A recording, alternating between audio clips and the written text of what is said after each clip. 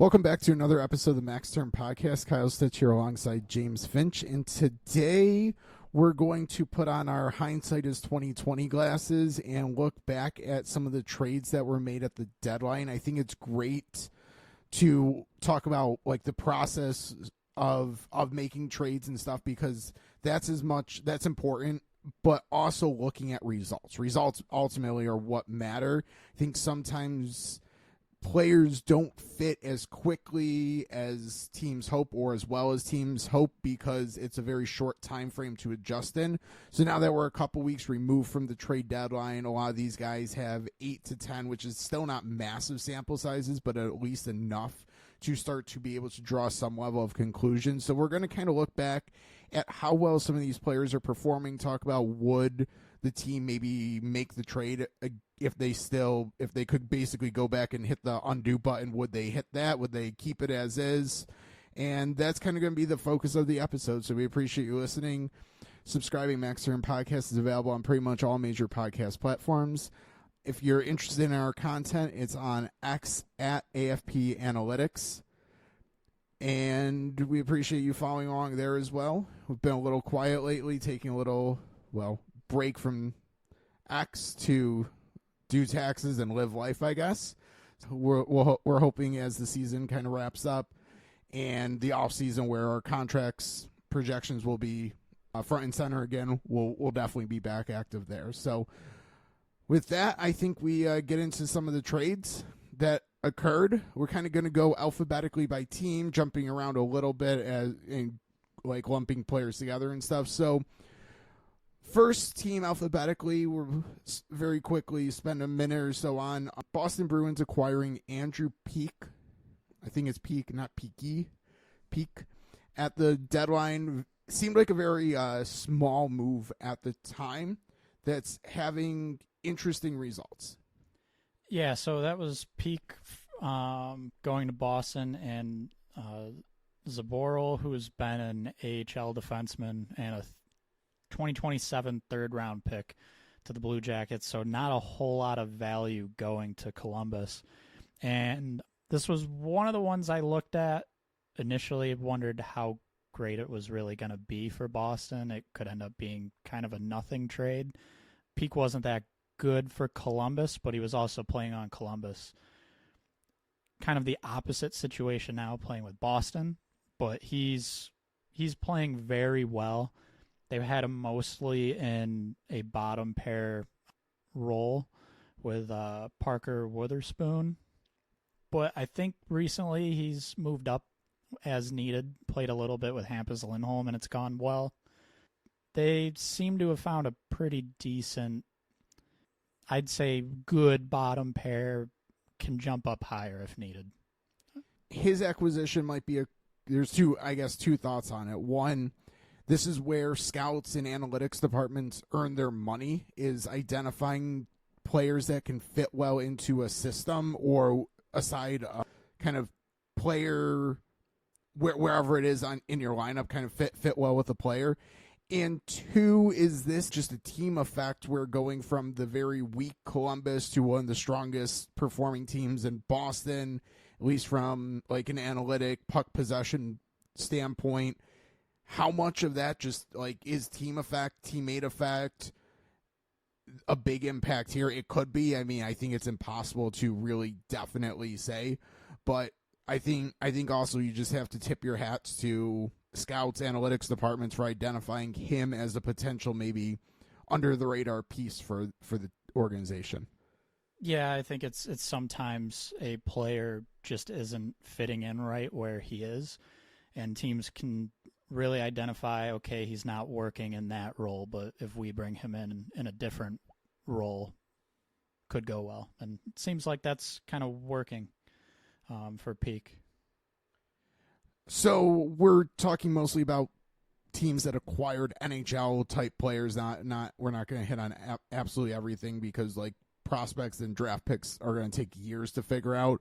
So next alphabetically would be the Buffalo Sabres. We're going to kind of talk about that in conjunction with Colorado, and I think we have a bigger episode planned on them as well. So we're going to skip Buffalo acquiring Byram for a minute and then have a future episode as well. So Carolina, Jake Getzel in, Evgeny Kuznetsov in, Michael Bunting out in the Getzel acquisition.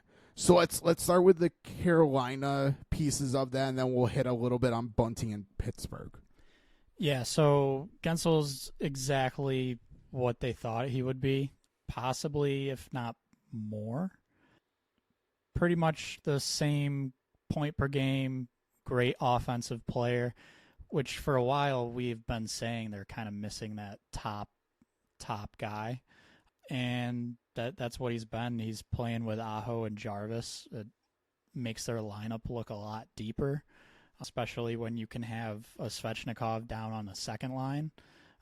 That trade's working out very well, especially because they didn't give up really any premium assets to acquire him. Kuznetsov, not going quite as well. I think right away, his first couple games, there was some excitement, but cooled off a little bit, kind of getting the same sort of results he was getting in Washington. And yes, this is a small sample size. There hasn't been a ton of time after the deadline, but there hasn't been enough of positive play to think this is going to work out too well. I think if Carolina can hit the undo button on that trade, they might do that. It's still relatively small sample, but we talked about it when we did our trade deadline recap. My biggest issue with that is there's another year left. I know there's some money retained, but there's another year left on that contract. I think if they took a flyer as a rental, fine. But this could be a problem for them in the offseason, especially as they have contracts that they're going to need to fit. That money is going to potentially loom large over them. So I think if they could hit the undo, they might do that. They absolutely do the Getzel trade again. And I don't know if Pittsburgh absolutely, but I think Pittsburgh's okay with so far, at least with what they've gotten from Bunting. And it seems like they were ready to move Getzel for assets. So I think Pittsburgh's relatively fine with what they did. Yeah, I think for now they're happy. Bunting wasn't quite fitting in right with Carolina. When that trade went down, we were talking about it. It seemed like he's the type of player who could fit in well on really multiple lines in Pittsburgh, whether it's with Crosby or Malkin. Played a little bit with Crosby, and it was pretty good. Seems to be settling in a bit with Malkin and Raquel, and that's also going pretty well. So as far as getting a roster player back who isn't a rental, and then also having, I guess in their eyes, they got a good amount of assets, albeit not top ones. They're probably happy for now with that trade. I think they really needed to get at least something back that helps now and next year, and that was Bunting, and it's working. Yeah, they basically shed some salary. I'm not saying they're getting similar performance, but they're getting at least an acceptable drop in performance because Bunting's playing solid second line minutes with them. That's not first line minutes that Getzel is giving, but second line, and then you get additional assets. I think they're going to be okay with that. And then again, the cap space that they're going to have without the added hole is probably a win for the offseason, although Pittsburgh really should be about playoffs each season, not necessarily looking towards the offseason. But that's probably a different episode discussion. Yeah, I 100% agree. So stick with Pittsburgh / Columbus. One of the kind of no one would have. I think you even joked, "Oh, I don't want to talk about the big Alex Nylander trade on an episode leading up to the deadline." And at the time, no, I didn't want to talk about the big Alex Nylander trade. Pittsburgh got Emil Bemstrom, sent Alex Nylander to Columbus. Really weird condition attached to that trade with a third-round pick potentially going to Pittsburgh. Last I checked, Bemstrom probably was not going to hit that 6-goal threshold. Unlike Alex Nylander, who hit it in basically just a couple games, doesn't matter necessarily, but Nylander has shockingly been really, really good with Columbus. And, I mean, obviously Columbus does this trade 10 out of 10 times again. Oh, yeah. Yeah, I mean, it was pretty much an asset that wasn't working for them and kind of finding a team with a similar situation in Pittsburgh and Nylander. Kind of played with a bunch of different guys in Columbus, too. It hasn't been overly consistent since he's gotten there. But he's played very well. He's been arguably one of their best players since getting there, and has not just been kind of the flawed prospect that is trying to hang on in the bottom six. He's playing very solid right next to guys like Goudreau. So I don't know if that's a long-term thing and it continues to happen. It very well could not, and this is just a quick flash in the pan, but good for him, good for Columbus. The one line mate, when I was looking over the numbers a little bit, that stuck out to me that he's really had a good, solid performance with has been Cole Sillinger. And for Columbus, who took him high, had really high hopes after he came on very strong, very young, and has kind of tailed off, getting someone who can bring the best out of Sillinger, that might be a big win if they kind of found a diamond in the rough, struck some gold with just kind of a flyer random trade in the middle of January.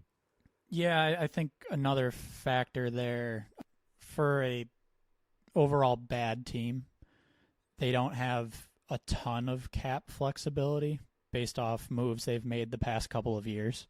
So bringing in someone like a Nylander and having that click, that could be very huge for the future if they do keep him. And the Sillinger aspect in that, Columbus has had a lot of high draft picks recently, and they're bringing them in right away and playing them right away.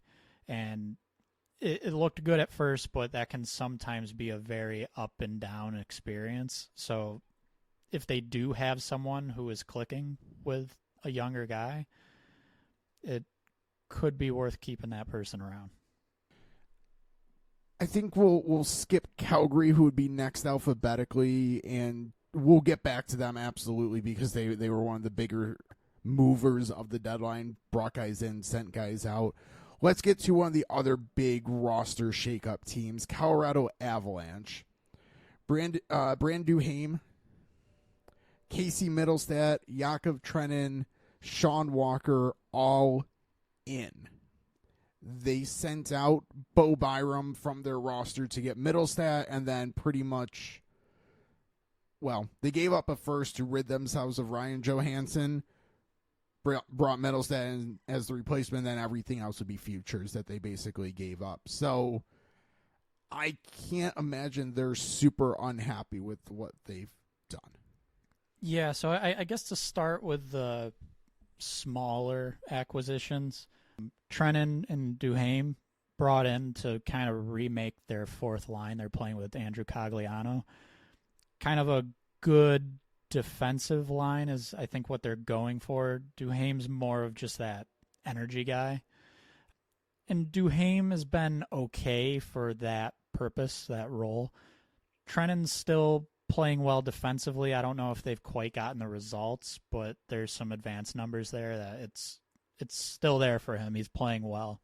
So those two trades, I think, are going to end up being fine for Colorado. There wasn't much risk there at all anyways. Yeah, I think them, as you mentioned, them with Cogliano has formed the exact matchup line that I think they're looking to go into the playoffs with. So I don't see how they could have any regrets, especially giving up relatively little to get both of those players.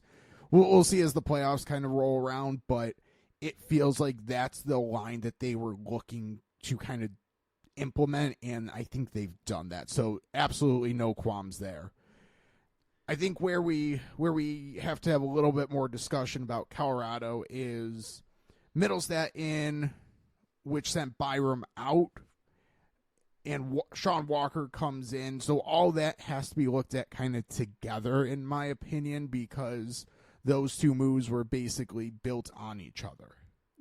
quite literally, they were about back-to-back. They kind of went down at the exact same time. I guess to start, I think Colorado identified that Byram was close enough to being the odd man out, which sounds kind of crazy that a top draft pick is an odd man out like that, but they have a very good defensive core. Being able to use a player of his pedigree to find a 2C, because ultimately the Johansson trade was a failed experiment. So Byram out, dealing from a strength, bringing Middlestat in to take over that 2C spot.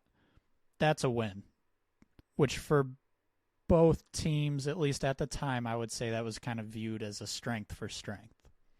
Being able to then use your first and also get rid of Johansson and not needing to retain salary on him, and then bringing in a defenseman who has been playing pretty well this year for Philly and Walker.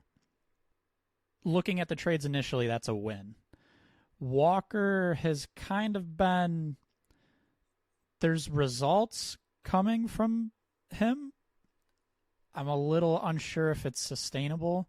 Mainly, I want to point out that he's playing with Jack Johnson, who I believe overall is actually having a solid season as far as Jack Johnson level of play is concerned. But I do think it's possible the initial output from Walker could dwindle a little bit. But overall, I still like the trade. I think it was a good move. You're pretty much filling that Byram hole for the rest of the season. So I'm going to say that it's worked out quite well in that I think when I was looking at numbers here, kind of looking at the who Byram's been paired with and Walker's also been paired with. So it's mostly Jack Johnson and Sam Girard. Walker, the numbers when Walker's been in that spot have actually been a little bit better than when Byram's been there. So we can question sustainability and all that. Walker should be playing with Sam Girard if they want optimal results, but yes. but that's a different discussion. If you're going to play both Manson and Johnson, you might have to spread that a little bit to not have a complete liability third pair, basically. But yes. In the playoffs, as they shorten their bench, it'll probably be Walker, Girard, Taves, McCarr, with some Manson and Johnson sprinkled in.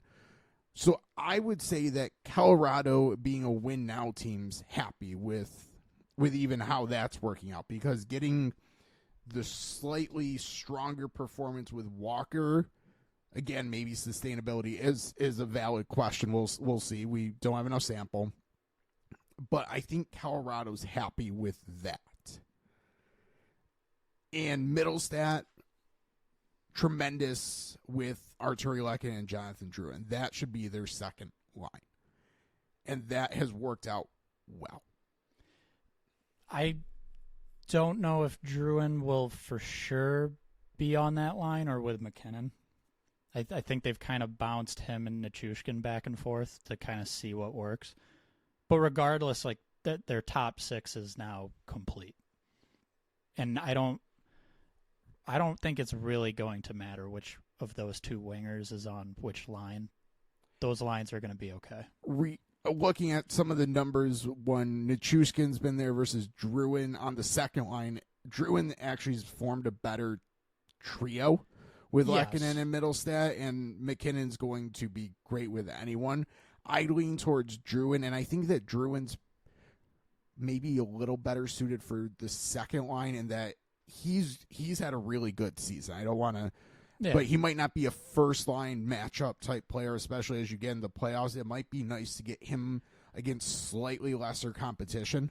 But we'll see how Colorado deploys once playoff time rolls around. I would also say, just looking at kind of the roles on the line, what Drouin provides is a little bit different than Middlestat and Lekkinen, which might actually be a plus to have him on that second line, where putting him on that first line, they don't necessarily need a scoring winger up there which is kind of what Drouin is. He's not an overly strong defensive player. He's fine, but just from a fit on the line, that makes sense. So I think ultimately, if Colorado lifts another cup, we're going to be pointing back to the deadline moves as the reason why. Oh yeah. Because they've been very, very good. They were bold, but also working out really, really well. So Colorado's definitely not hitting the undo button. No. Buffalo sending Middlestat out for Byram.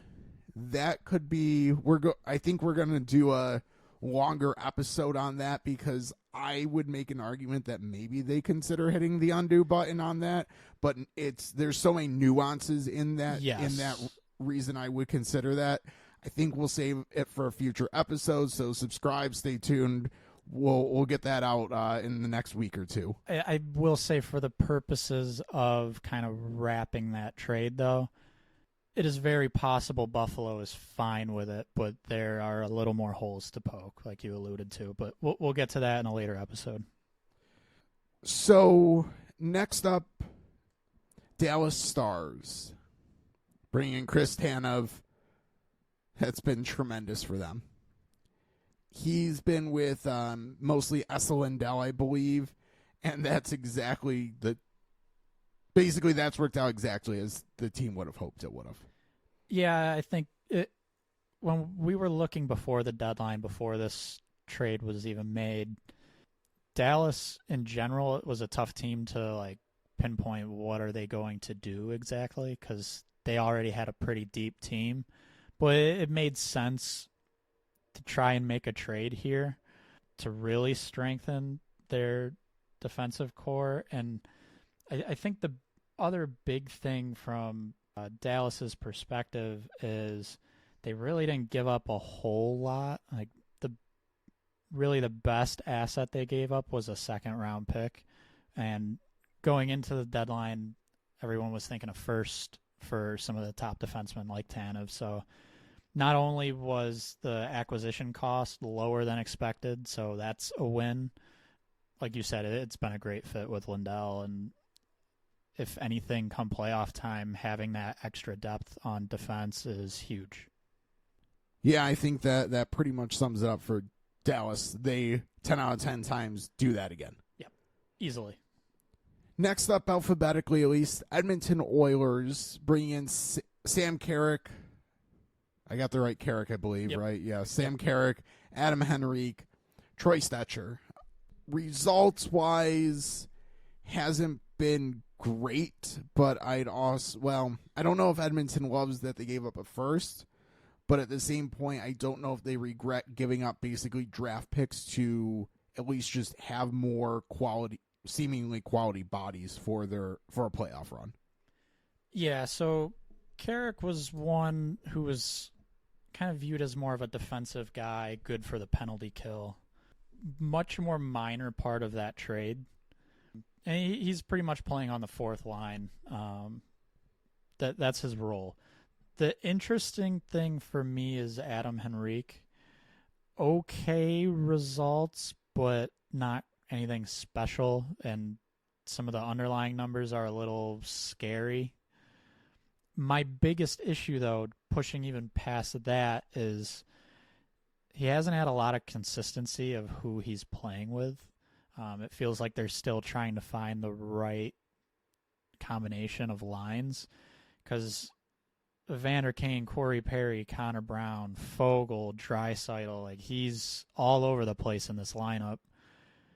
So I'm wondering if he's still kind of just looking for that consistency, build some chemistry with some guys. Overall, it could still be a good trade for Edmonton, and we'll ultimately see going into the playoffs. But I don't think it's quite had the return on investment they were looking for, at least up until now. But I think the caveat, as you kind of said, the Edmonton doesn't care at this point about the regular season. They're firmly in the playoffs, so that's all they care about. So they're still trying to find what is going to work moving forward, and that's okay. So this isn't like a bad trade. It's just not for sure a good one yet. Really, the question that they have to ask themselves between the now and the end of the regular season is, who should Henrique be paired with in the playoffs? And at some point, they probably should stick to some level of consistency, but they still have a little bit of runway to kind of run that out on. Yeah. So Edmonton, it'll be interesting if they would give up the first, but I don't think you can draw a conclusion until really how the playoffs for them, because that's what it all comes down to. Yeah. Florida Panthers, Vladimir Tarasenko in, Kyle Okposo in.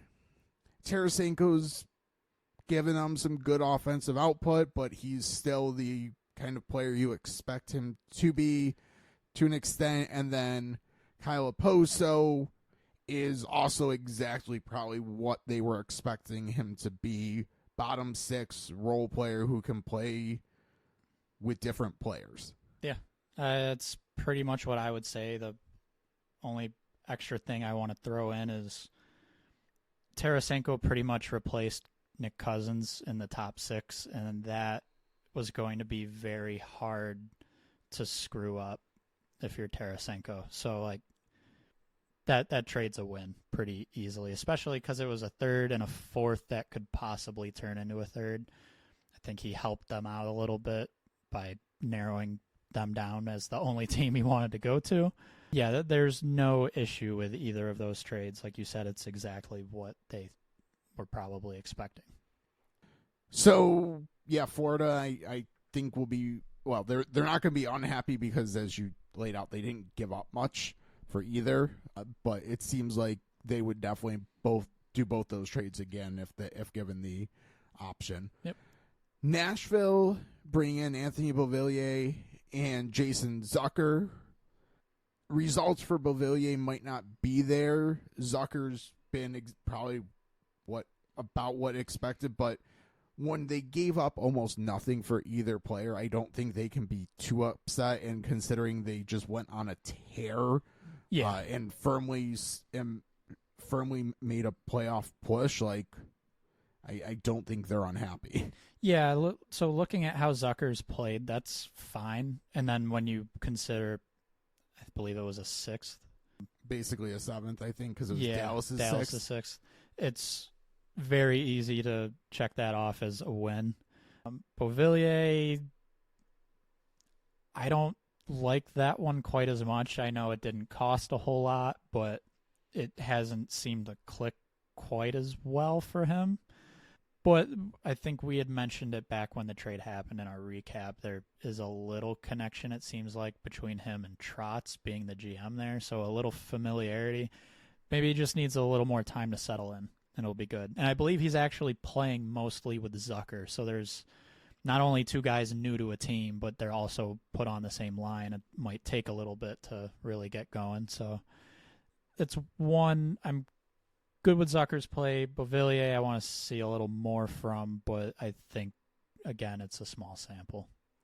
And I think it was a fourth-round pick they sent out to get a kind of a free look at a player who at one point did have some level of potential and upside. I don't think you can knock him for that. I mean, it'll be interesting. Be interesting in the playoffs if maybe he doesn't pick it up a little, if he finds himself kind of out of the lineup a little bit. But that was a very low risk move. It's not anything that in the future you're gonna look back on and be like, that messed things up for us. There was pretty much no risk to either of those moves, so not bad. Next up, New York Rangers, at least alphabetically. Again, we're sticking alphabetically and jumping around a little bit. Bring in Jack Roslovic, Chad Ruito, Alex Wenberg. I had done some level of prep work, and I'll full-heartedly admit I ran out of time prepping for this at basically the Alex Wenberg acquisition. So I'm going to turn the floor over to you to let you talk about the Rangers acquisitions. Yeah, so I think with Philip Hedl and that whole situation of him not being healthy and really no one being sure exactly what's going to happen there, could pretty easily identify they need a third-line center. Zibanejad and Trocheck, great, that's fine, but they were lacking down the middle after the Hedel injury. So Wenberg seemed like a perfect fit, and he's been decent. I worry a little bit about some of the underlying numbers. Again, small sample with pretty much everyone we're going to be talking about here. Overall, I like that move. It was for a second and a fourth. So I would say that one's fine. It's probably the best of, I would say, 3 moves that they made. So other one being Roslovic hasn't been too good for the Rangers. There's some points on the board. He's been playing with Kreider and Zibanejad pretty much the entire time he's been there. But again, those underlying numbers don't look as strong, and it's a little concerning to me because of who he's playing with, who are generally very solid players. So I don't know if that fit has quite been there.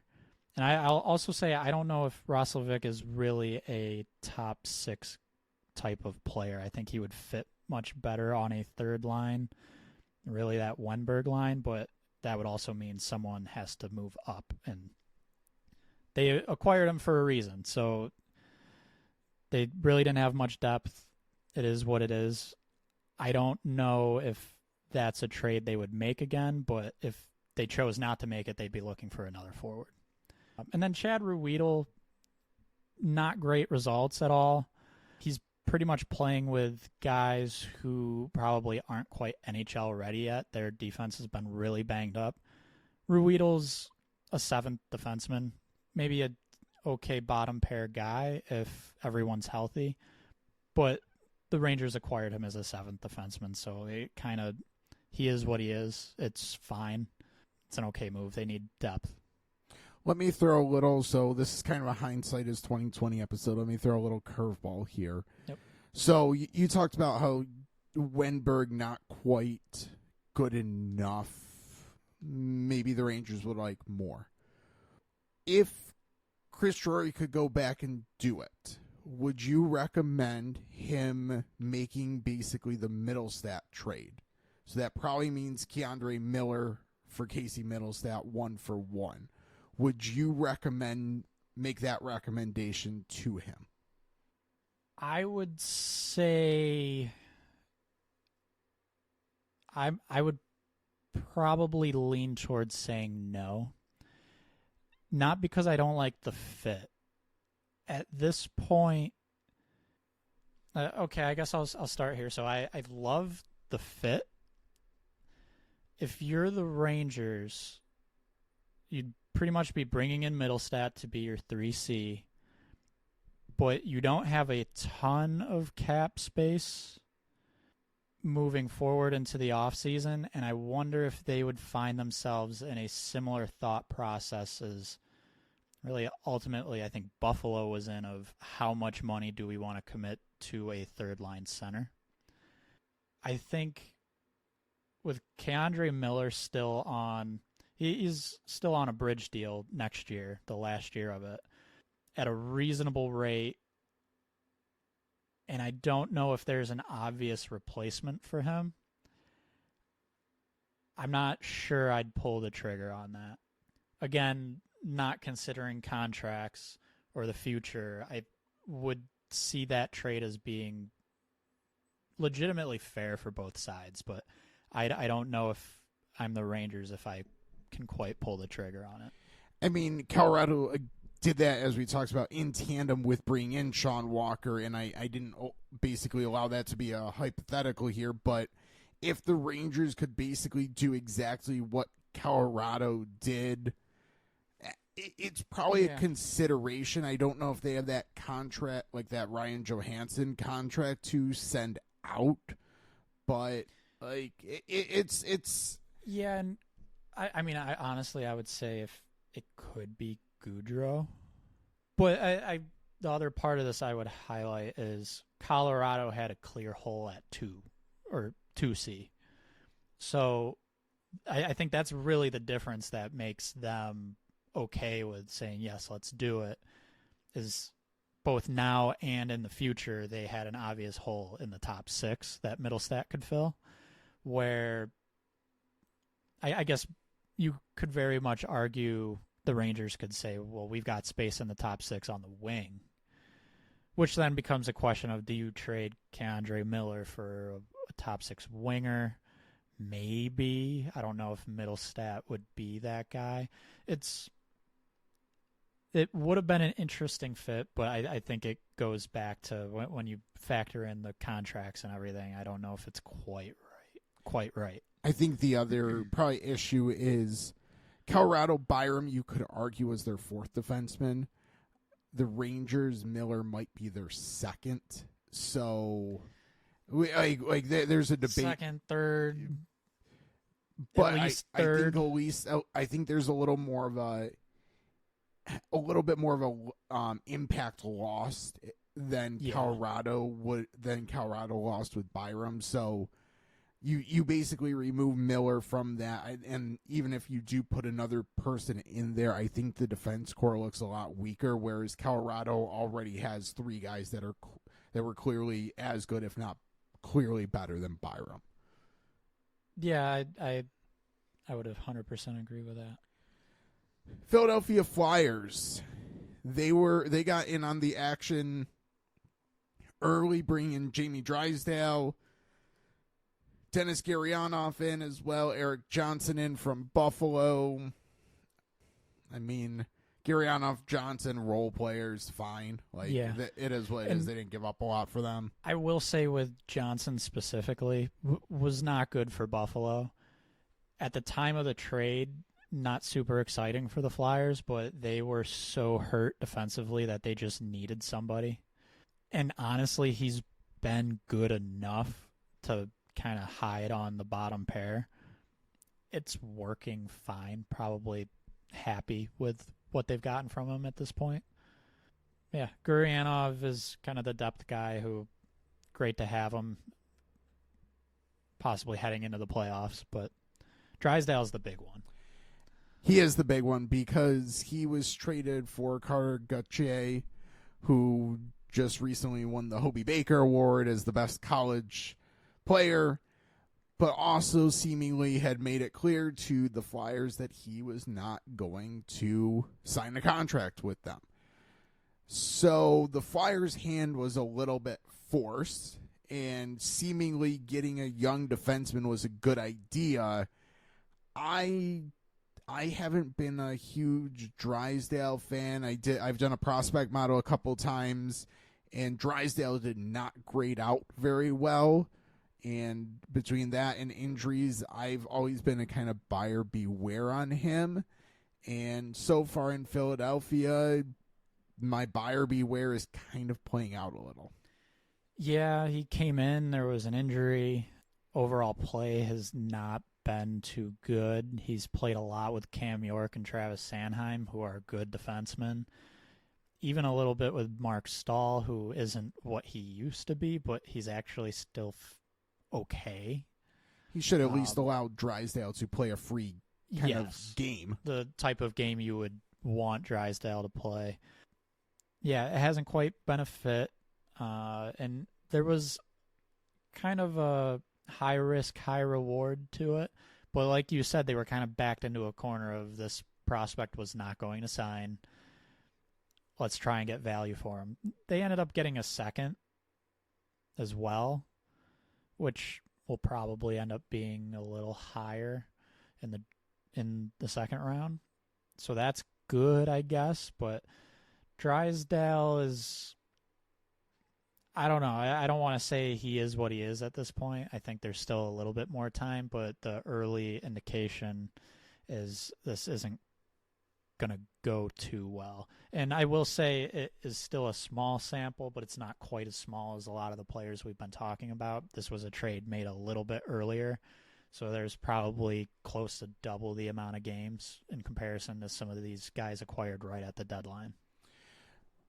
So I think, would the Flyers like to hit the redo? I don't think we can 100% say, because it really depends what else is out there for them. Yep. If they were clearly losing Gauthier for nothing, they did well. If other teams didn't really have a strong offer on the table.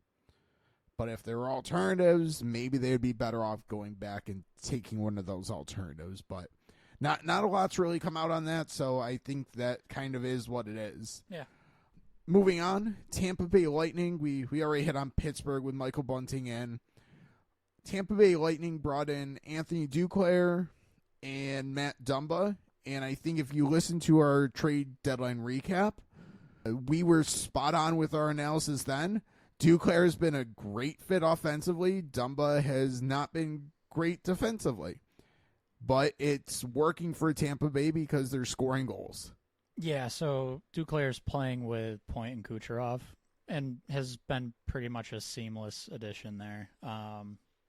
And that makes sense. He has always kind of been a good offensive speed type of guy, and that's the game Point for sure plays. And I think if anyone's paid attention to the point leaderboard, no pun intended. Oh, there was a pun intended there. Kucherov's right up there, battling with McKinnon and McDavid. So not many lines where you'd have better teammates around the NHL, but Duclair's been great there. Dumba, not so much. Hasn't really had a consistent defensive partner, but I don't know. I don't want to take a huge victory lap off this one because it's not a big thing, but I'm not shocked at all that Dumba isn't working out well. His overall play has just been trending downwards the past couple of years. Not quite what worked for them or what they were expecting. Dumba in the playoffs, I think some people can get around the idea of maybe he'll bring the right type of energy and play. Maybe, but what we've seen so far, I don't know if that type of play makes up for what is ultimately happening on the ice. But given they basically got him for free because Arizona didn't want to retain salary, yeah, I'm not like it's still hard to knock that idea because I think it was a 7th round pick. I don't know. It was a very late pick that they gave up. The big thing there is Tampa Bay doesn't have assets to trade really, which brings us back kind of to that recap that we did. Never had an issue with the fit of Anthony Duclair. It was, could you have used that 3rd round pick? And I believe it was Jack Thompson, who's a overall solid prospect. Could you have used those assets to acquire a better defenseman? And I think that was the more glaring need. Not something we can really even answer right now, but that was really my only criticism about Duclair. Love the fit, and obviously it's working. Toronto, 3 depth guys. Dewar, Edmondson, Lyubushkin for Toronto in. Draft picks out, which is relatively fine. I think they've done okay. I'm going to push. I'll let you talk about Lyubushkin, but I think I'm going to push back a little bit once you've made your point. I see your notes. I have my own kind of notes. So you can hit on Lyubushkin, and then I'll kind of give a little bit of a counter argument as well. Yeah, so that was an interesting one right away because the first time he was traded to Toronto, it did not go well at all. So I think initial reaction was like, why would they do that? But different GM in place now. He's been better than I think he was expected to be, at least by the public. I don't know if it was for sure the move they needed to make, but it's working fine. And he's played with Morgan Riley and been okay. He's played with TJ Brody and been okay. So that's a move that I think is fine. I just wonder if there would have been other ways to improve the roster and kind of using the assets traded for Lyubushkin in other ways. That's kind of where I am with Lyubushkin. So you mentioned he's been fine with Morgan Riley. Every defenseman Toronto has been fine with Morgan Riley. Yeah. And Lyubushkin's actually been one of the weaker partners with Riley. So from one sense, he's been fine. But in another sense, you can literally put anyone there and it works out. and maybe you actually are making a potential strength a little bit weaker by using Lyubushkin there. So maybe being able to spread the wealth is more beneficial, though. So I mean, there's kind of counter arguments. Would Toronto want to do this trade again? I don't know. I think they probably do, but I don't know if I would recommend them doing it again. I will say I don't think their plan into the playoffs is Lyubushkin with Riley. I think that was just kind of happening because of injuries. That said, maybe they still roll with it. You get healthy on defense. Maybe they kind of like their Brody-McCabe pairing that they've been doing in the past. Liljegren has been decent with Edmondson, so that might be one that they kind of keep together. So I guess it's really going to be Lyubushkin most likely with Brody or Riley, unless they put him with McCabe and Brody's with Riley. I don't know for sure, but it's very possible he's playing with a top 4 defenseman. It'll be interesting. Giordano's the one that the question out there where Giordano fits in with that, and I don't know, like, but as you said, Edmondson with Liljegren's been actually really, really good. I would have some questions about sustainability in that their goals for percentage, their kind of actual performance is definitely outpacing some of their underlying analytic numbers, but again, results matter, and that the results seem to be there. But I would imagine if there's if Giordano comes in, they might try him there, maybe. Yeah, and I will throw another name out there. Simon Benoit has actually had a decent season for them, enough so that like he was earning playing time. So that's 9 defensemen that they could be looking to get playing time. So there's a lot of combinations. If Lyubushkin ends up having a rough stretch, he could be out of the lineup. So it's an interesting one. It's been fine so far. Will it change if the D partners change? Possibly. Could they have used the asset differently? We think probably. And then Dewar, fine. Not gonna not gonna knock a depth forward for a minimal asset. I'm gonna skip down to Winnipeg in that both of their trades were kind of just draft picks out, assets in. So those are kind of one side, and then we'll finish up with Vancouver, Vegas, and Calgary as the last 3 because those 3 teams are all kind of intertwined to an extent. So Winnipeg, Sean Monahan in, Tyler Toffoli in. Which one do you want to start with? I'll say we start with Monahan just because that was first, and a bit earlier before the deadline. And our initial reaction to that was not great, just because we were like, okay, a first for Monahan, is that really who they need to be bringing in there? It's worked well enough that they're probably happy with it and would do it again. Do you have any? So Monahan analytically has been very, very good. Scoring's down a little bit, largely thanks to getting less power play points, basically, which was expected.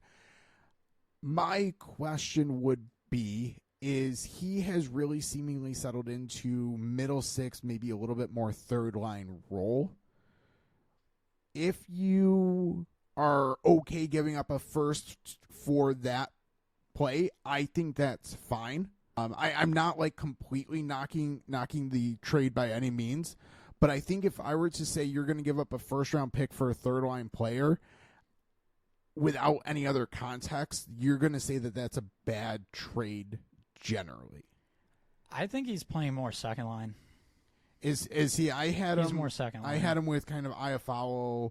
So that's the other thing, is Iafallo's kind of been top 6 lately. It seems like they're kind of settling into Monahan between Ehlers and Toffoli. And just looking down the middle, Scheifele, Monahan, Lowry, David Gustafsson, Monahan is probably pretty comfortably their 2C.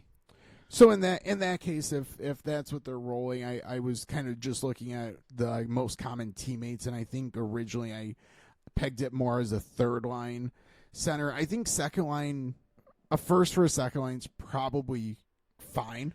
I think Winnipeg would do it again. I would say, especially looking at what the center market was around trade season, the trade deadline, it was pretty much Lindholm, then Monahan, and maybe Wenberg in there, Henrique. Like there was Middlestat would be the yes, but was Winnipeg getting Middlestat given the return?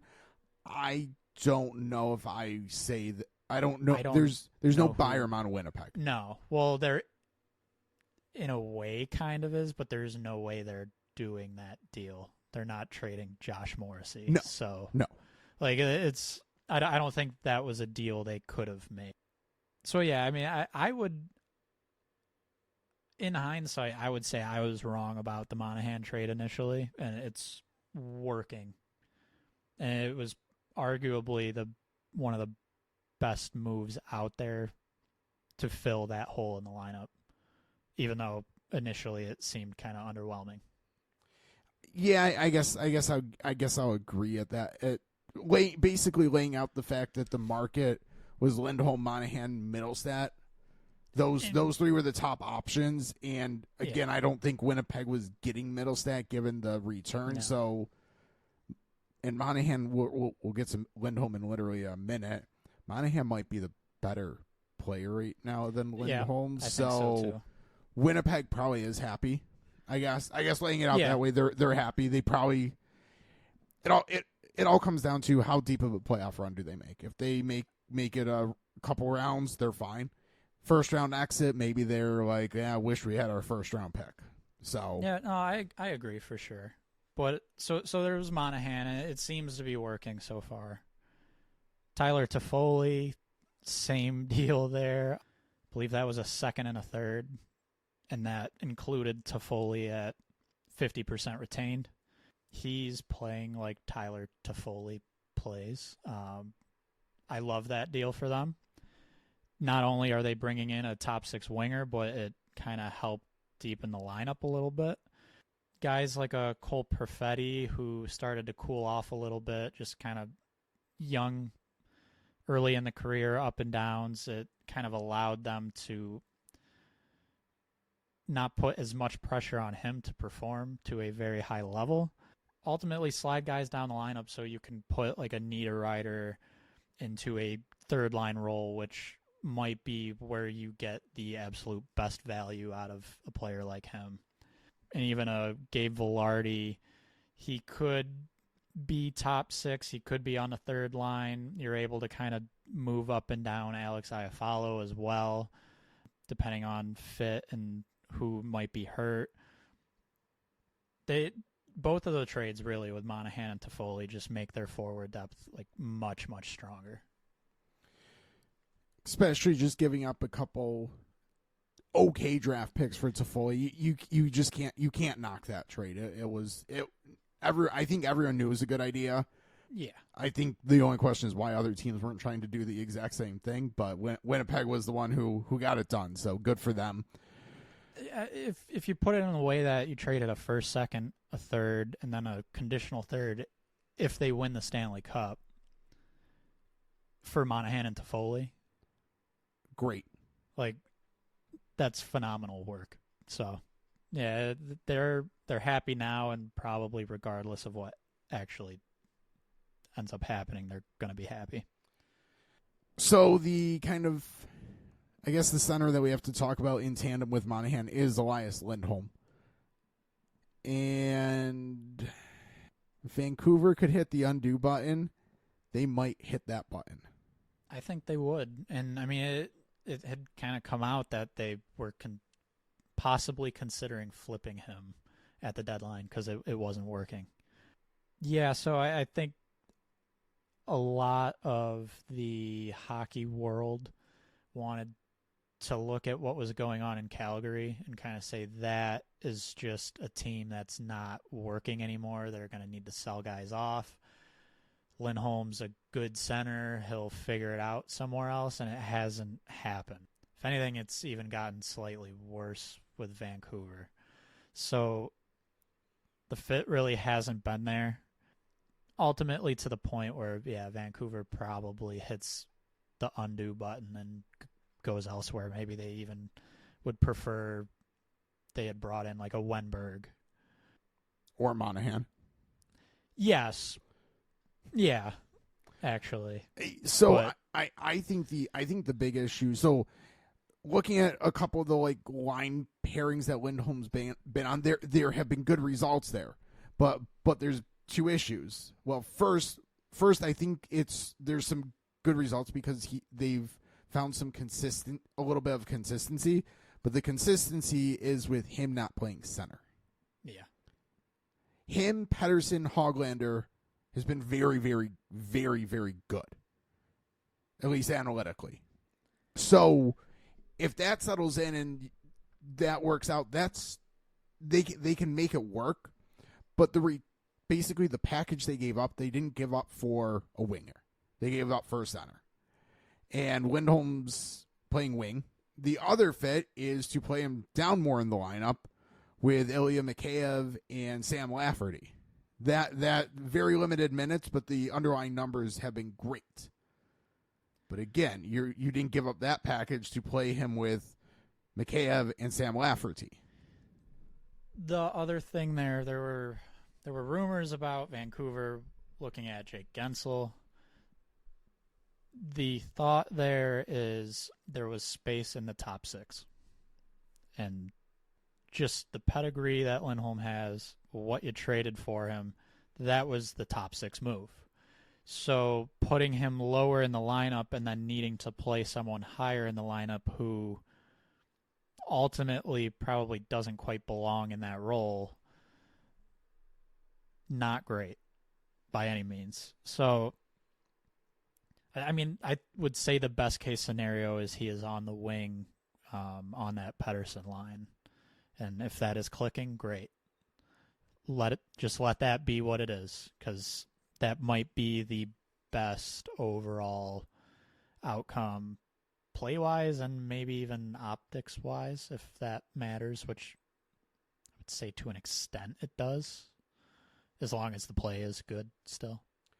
But if they can hit the undo, have those assets, and as you mentioned, get Getzel instead with those assets, they're probably probably less assets, really. They're in a better spot. Way better spot. You have the top scoring winger in that case. Or even, you mentioned, what if it was Monahan instead? Well, that's a little easier of a fit on the third line. But maybe it's a second line thing. JT Miller's been really good this year at center, but he's had wing experience a lot in recent years that could push him there.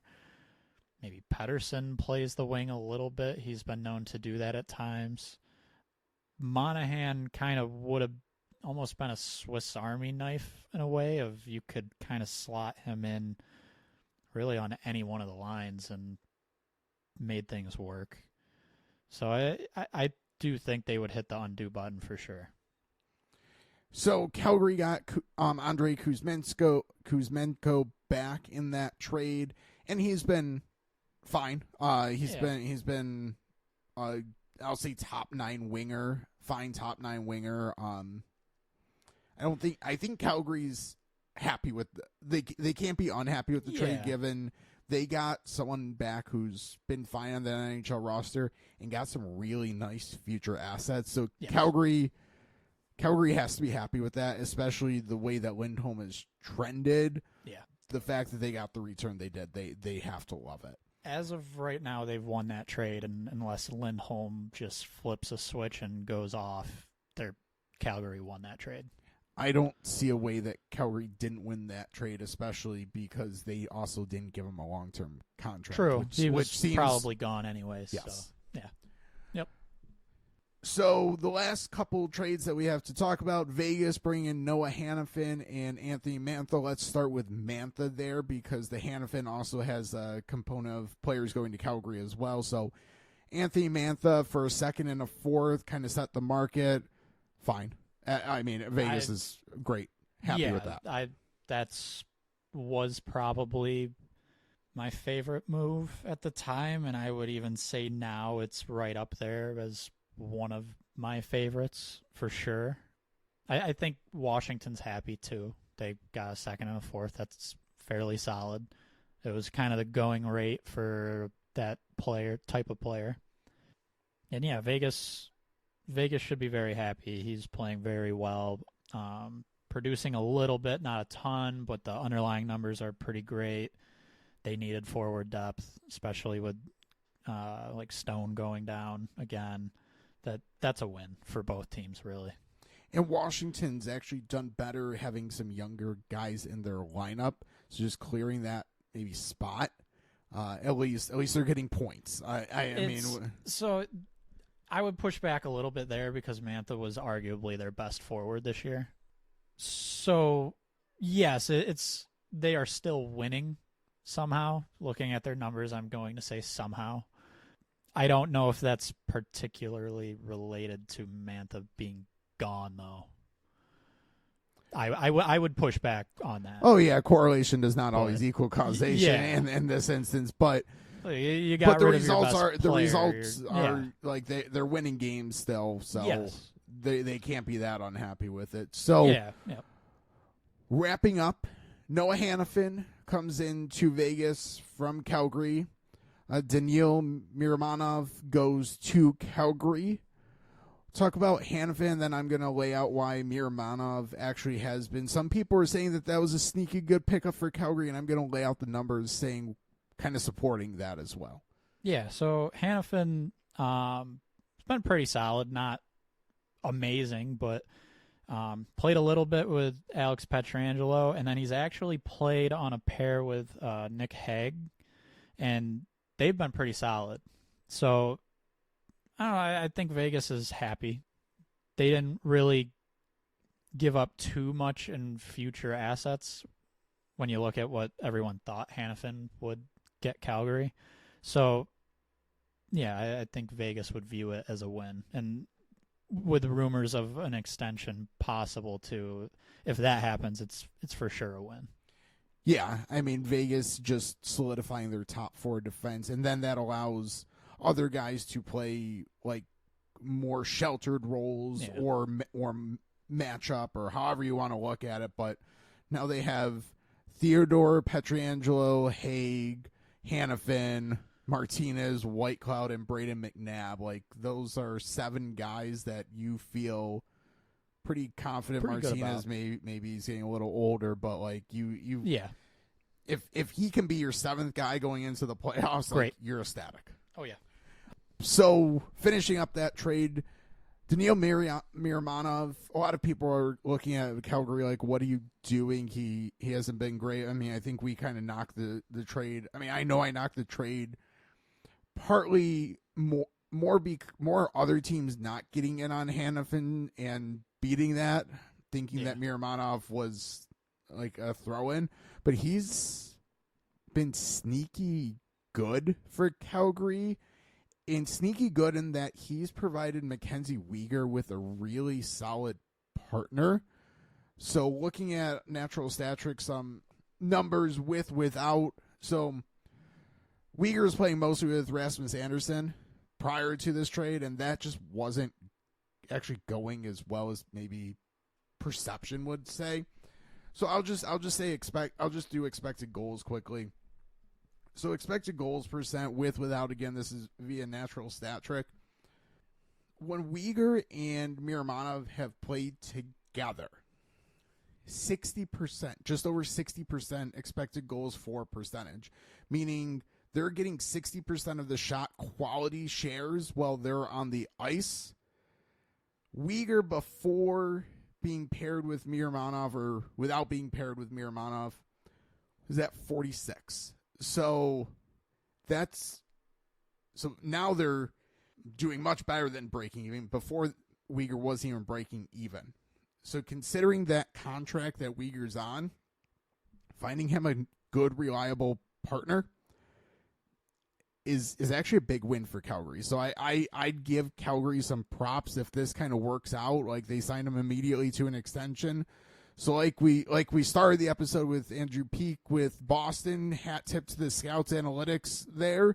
Hat tip to Calgary scouts and analytics department identifying that as a potential fit, because that's a win if they have a good solid partner for Uyghur for a couple years at least.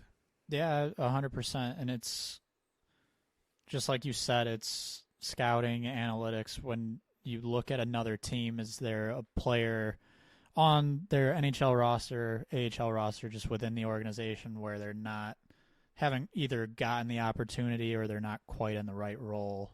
Maybe we have the right spot for them. And this is kind of another situation where, at least publicly, most people kind of looked at that trade and said, well, who's this guy? Like, Calgary's really not getting much here. And I mean, you laid out the numbers. It's working out very well. It isn't just working out. It's a very big positive, actually. So I think that's pretty much, we hit on big names, a couple lesser names. Skip kind of Bo Byram with Buffalo because that's the next episode we have planned. So subscribe to Max Stern Podcast and you'll know when that episode's up. But with that, we appreciate you listening to this episode of Max Stern Podcast. Available pretty much all major platforms. Content at AFP Analytics on X. I got it right both times in this episode. Did not say the Twitter ones. Twitter. And with that, we appreciate you listening, and we'll talk to you next time.